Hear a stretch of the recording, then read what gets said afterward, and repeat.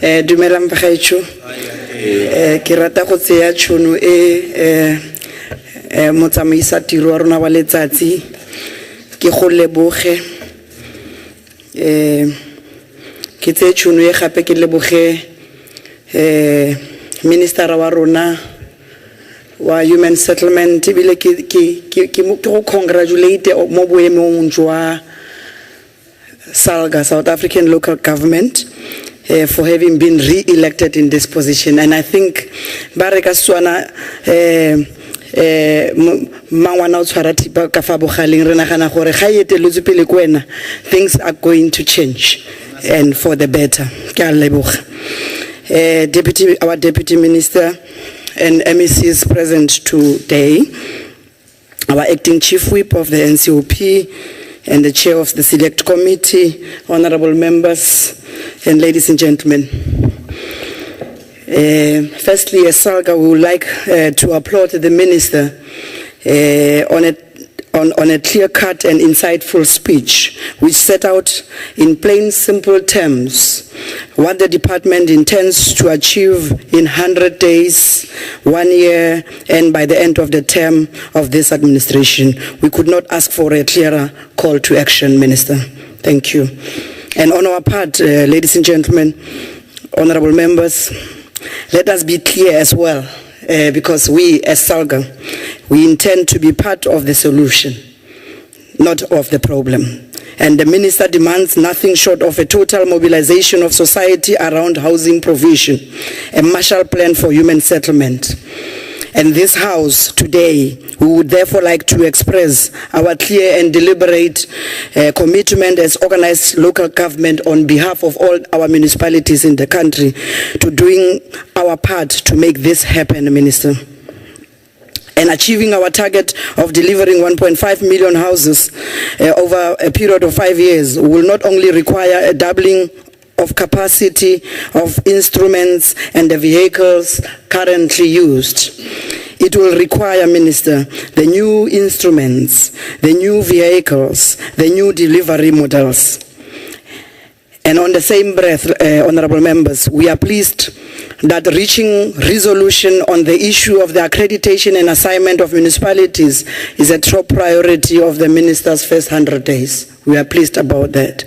And the matter, we reiterate in the fact that this is urgent, and we therefore welcome the minister's acknowledgement of the negative impact and uncertainty that this has had on the municipalities, the provinces, and the sector itself.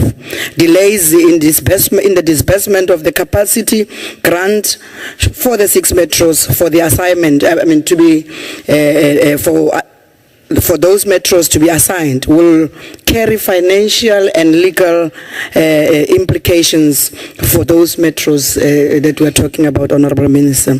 And we are saying, as SALGA, that the uncertainty and the delays currently being experienced on the assignment process are frankly untenable.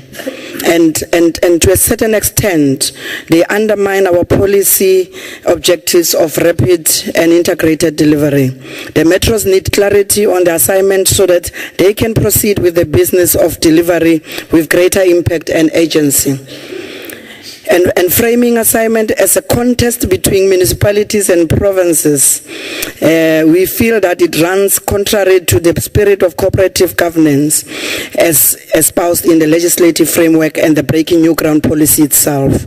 The key question is how best can we together, both as a department and ourselves as organized local government, deploy the resources available to us for optimum and efficient delivery of integrated human settlements. And our view as SALGA is that one of the means to rectify this drop in housing delivery, which the minister bemoaned, is to devolve the functions to our metros and obviously to those municipalities that have shown capacity and also are clear that they have what it takes. And this is how we start, we believe, to unblock the pipelines and rev the engines on the high voltage, as the minister said. And I'm sure we are all aware of the fact that the NDP itself called calls for the devolution of the housing function in order to improve our management of the built environment, to reverse the apartheid spatial patterns, and to improve even efficiencies. And to this end, honorable members, accreditation is firstly a capacitation process, and SALGA has all along approached it from this perspective, and we feel that delivery targets, honorable minister, must not suffer as a result of the assignment. And indeed, the ultimate aim of the devolution is to increase the delivery by enhancing efficiency, among others, but not limited to that. And beneficiaries and communities are not interested necessarily in whether a function has been devolved or not. They are interested in whether houses have been built and are handed over, among others. And it is therefore imperative that we collectively focus on two things. One, and firstly, performance risk, the readiness of metros to deliver as demonstrated by the credible project pipelines. And secondly, capacitation and support to municipalities to take on this function from both national and provincial departments. We therefore welcome the Minister's commitment to reach a common understanding on accreditation and assignment, and look forward to a structured engagement with the national department and provinces in the immediate future to set out clear timeframes and parameters to which we jointly commit, Honorable Minister.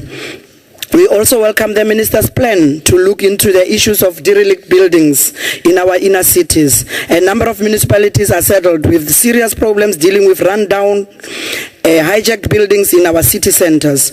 We welcome the opportunity to work with the National Department to find appropriate legal, policy and program instruments for making productive use of these buildings by converting them into sources of much needed affordable rental housing for persons seeking decent and safe accommodation in our city centers. Honorable Chair, not acting chair, Honorable House Chair. Our municipalities are well aware that while many instances of illegal occupation of land are cases of desperate households with nowhere else to go, there have been other cases whereby people may deliberately, Minister, locate in unsuitable areas with full knowledge that the municipality may be forced to evict and subsequently provide them with alternative accommodation. And we term it queue jumping because they do it deliberately, because they will then be actually put on the first line. And we are saying here that municipalities have also experienced cases where opportunistic persons or groups of people deliberately organized desperate families to occupy land illegally in order to benefit themselves in various ways. We must also be mindful that the ultimate aim is to prevent illegal occupation of land in the first place, and the enforcement of municipal bylaws in this regard, Minister, is thus another critical part of the whole picture. The proposed review of the PI Act, as called, must therefore encompass the full complexities of multi-layered nature of these issues. And as SALGA, we commit to working with the National Department to share the experiences and potential solutions which municipalities can offer with regards to illegal land occupation and eviction, Minister. And this House Chair, collaborative approach can promote greater cooperative governance and consistency of government action, rather than to sow incoherent and in our understanding and application of the legal framework for evictions. In conclusion, and as I conclude, Honorable House Chair, we wish to highlight one additional area for directly, which was necessarily not directly addressed by the Minister, which deals with rental housing amendment bill, which the Minister did not touch. We believe as SALGA that the bill imposes a very real cost on municipalities to establish and operate rental housing tribunal information offices, which is, in effect, honorable members, amounts to assignment of the function itself. And while Section 9 of the Systems Act was not necessarily complied with in respect of the assignment of assigning the functions to local government, at a minimum, provision must be made for municipalities to claim any expense which relates to the very rental housing tribunal information offices from the national department. And given that this legislation will apply to the informal sector, which include our backyard rental, as well as the formal sector, the bill will have an enormous impact. For one, we will need to ensure that... Conclude, Councillor Mloyi. Try to conclude. Yes, I'm doing that. We just want to make a point here, Chair, that this bill is intended to ensure poor households living in informal rental units enjoy the same protection and rights to tenure and adequate accommodation. But nonetheless, Chair, while I move away from this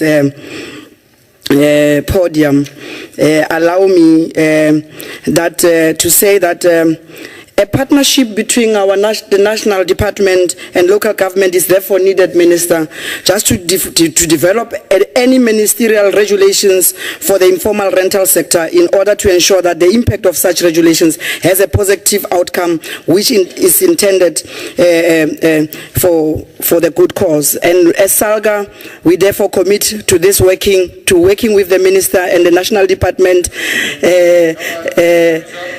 in the developments of regulations for the informal sector, to assist with the content of the regulations, as well as ensuring consultation with relevant municipalities. We reiterate, Minister, our wholehearted commitment on behalf of local government to be part of the solution to building integrated human settlement, not merely houses, so that in 5 years' time, we have a powerful story to tell of delivery, transformation, and real impact on the ground. Thank you very much, ladies and